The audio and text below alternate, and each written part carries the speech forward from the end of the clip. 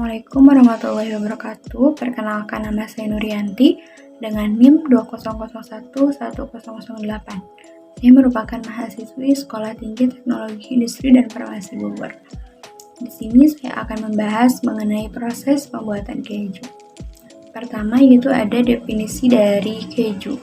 Keju yaitu produk segar atau peram yang dihasilkan dengan pemisahan cairan atau whey dari koagulan setelah penggumpalan susu melalui proses pengentalan atau koagulasi yang dibantu dengan bakteri atau enzim tertentu yang disebut dengan renat. Bertujuan untuk mengawetkan kandungan protein bernilai tinggi yang terdapat pada susu sapi. Kandungan pada keju. Selain mengandung protein, keju juga mengandung karbohidrat, lemak, dan berbagai mineral.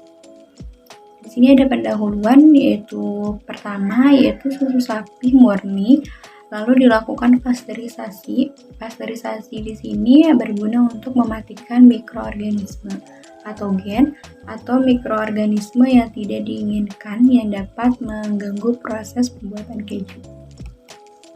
Pasteurisasi ini dilakukan pada suhu 72-73 derajat Celcius selama 15 menit dan akan menghasilkan susu bebas bakteri patogen. Lalu difermentasi dengan mikroba Streptococcus lactis dan Lactobacillus bulgarisus dan akan menghasilkan produk yaitu keju. Proses ini berlangsung secara anaerob dan secara kontinu. Mikroba yang digunakan yaitu yang pertama Streptococcus lactis.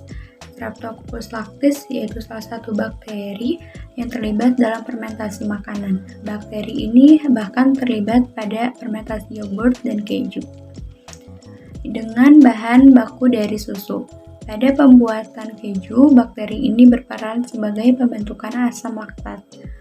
Bakteri Streptococcus lactis juga memiliki ciri-ciri yaitu bakteri bersifat asam laktat, bakteri gram positif, anaerob, tidak memiliki alat gerak, tidak menghasilkan spora, dinding selnya tipis dan berbentuk bulat. Ukurannya yaitu 0,7 sampai 1,1 dikali 2,0 sampai 4,0 mikro.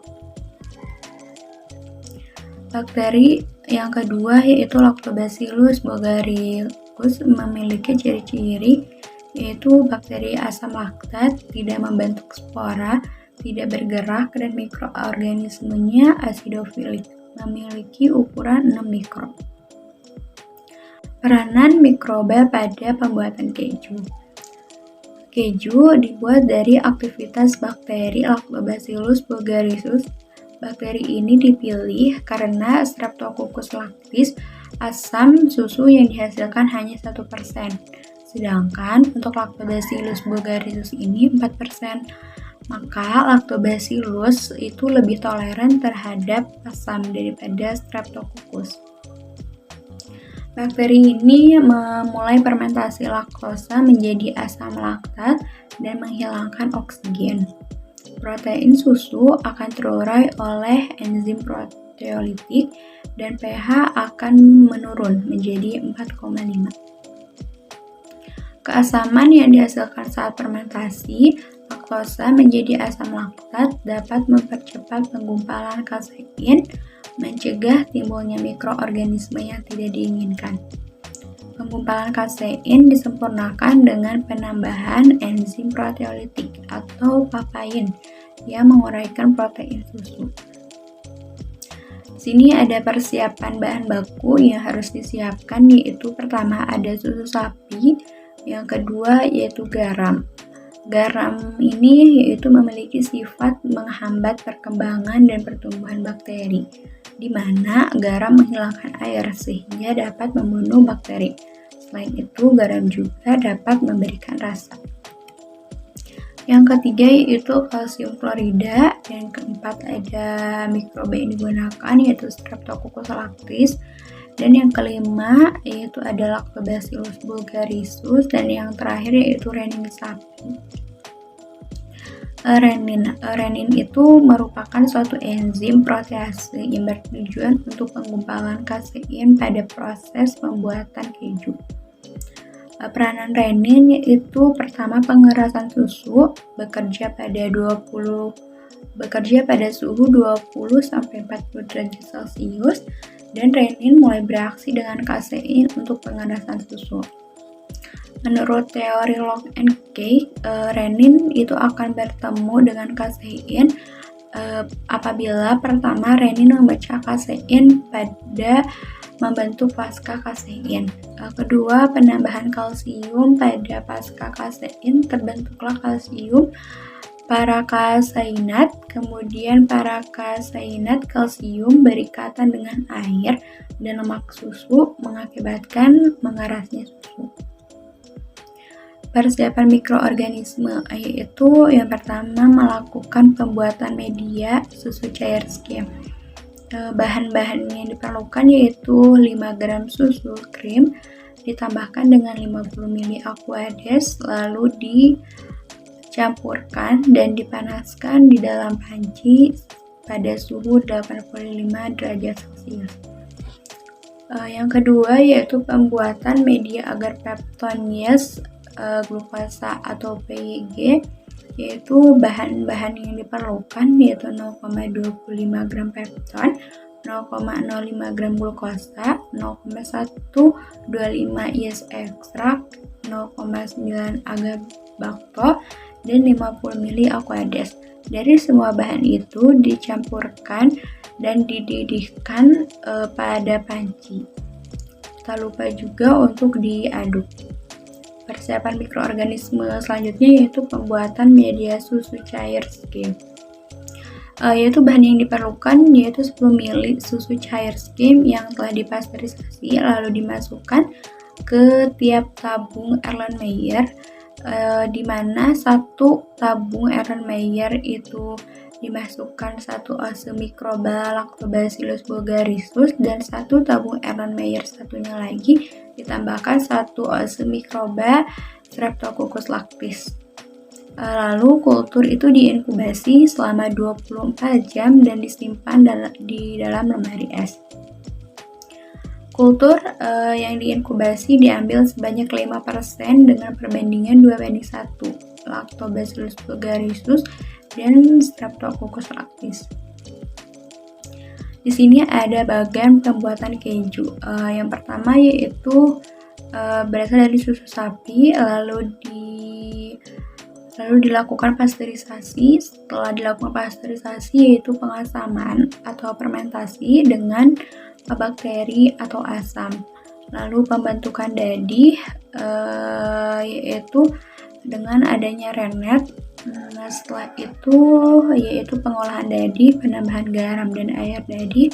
Setelah pengolahan dadih yaitu dadih dan menghasilkan pematangan keju atau ripening.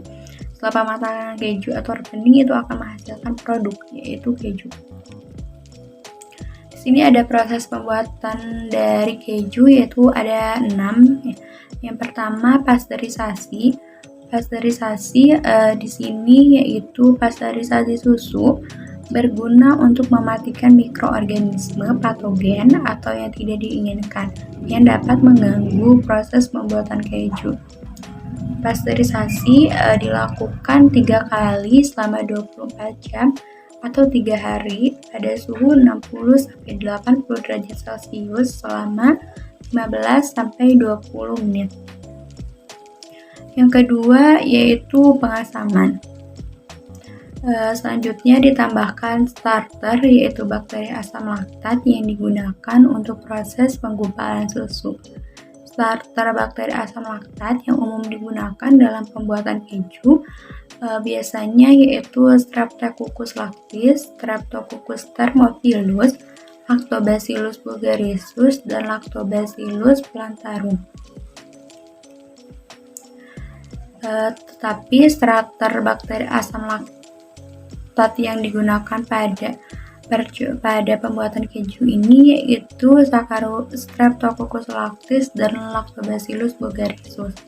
Starter di sini yaitu berfungsi untuk menghasilkan asam laktat yang mengumpalkan protein yang dapat dalam susu sehingga terbentuk didih dan whey. renin juga ditambahkan untuk mempercepat proses penggumpalan. Yang ketiga yaitu ada penggumpalan. Penggumpalan yaitu terjadi melalui dua tahap, yaitu tahap proteolitik dan tahap flokulasi.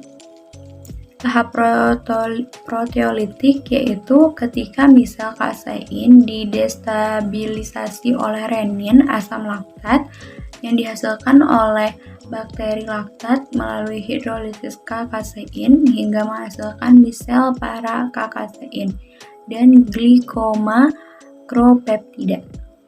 Dan tahap flokulasi yaitu yang diperantai kalsium ketika 85% K-kasein telah terhidrolisis, misel mulai mengalami gelantinisasi dan koagulasi susu mulai terjadi. Dan yang keempat yaitu ada pemisahan dadih dari whey. Langkah berikutnya adalah pemisahan dadih dari whey yang merupakan hasil dari proses penggumpalan. Dadih akan dimanfaatkan dalam pembuatan keju, sedangkan whey untuk bahan pemanis dalam industri kembang gula dan es krim melalui proses pemisahan laktosa menjadi glukosa dan galaktosa. Dan yang kelima yaitu penggaraman. Penggaraman itu dilakukan pemberian garam 2,5% untuk menghambat mikroorganisme, kontaminan, dan membantu proses dehidrasi, yaitu proses pengeluaran air dari substrat. Dan yang terakhir yaitu ada pemeraman atau pematangan. Langkah terakhir adalah pemeraman dengan menginokulasikan bakteri atau jamur untuk membentuk tekstur dan rasa pada keju. Pemeraman menggunakan bakteri asam laktat atau jamur Penicillium sp. Penicillium sp memiliki keuntungan besar, yaitu memiliki aktivitas yang lebih tinggi dibandingkan dengan bakteri asam laktat. Proses pemeraman itu menentukan hasil akhir keju yang akan diperoleh. Proses pemeraman berlangsung singkat, yaitu 1-2 bulan, yang akan menghasilkan keju memiliki kadar tinggi.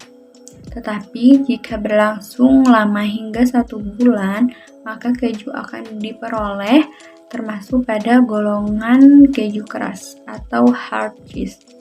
Selain dehidrasi, selama proses pemeraman ini juga berlangsung beberapa proses kimia yang akan berpengaruh dalam pembentukan cita rasa keju yang dihasilkan.